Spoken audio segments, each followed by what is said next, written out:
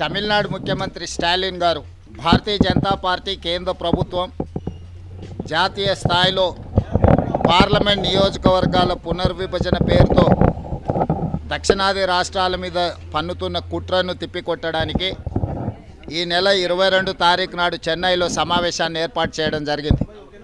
ఆ సమావేశానికి సంబంధించి తెలంగాణ రాష్ట్ర ముఖ్యమంత్రిగా నన్ను ఆహ్వానించడానికి ఈరోజు తమిళనాడు మంత్రివర్గ సభ్యులు నెహ్రూ గారు, పార్లమెంట్ సభ్యులు కన్మోజీ గారు, మాజీ కేంద్ర మంత్రివర్యులు ఏ రాజా గారు, ఇతర మంత్రులు, రాష్ట్ర స్థాయి నాయకులను ఒక బృందంగా ఈరోజు ఆహ్వానించడానికి పంపించడం జరిగింది. 22 తారీఖు నాడు దేశ స్థాయిలో పార్లమెంట్ నియోజకవర్గాల పునర్విభజన మీద ఒక సమావేశాన్ని ఏర్పాటు చేసి దానికి రమ్మన్నారు.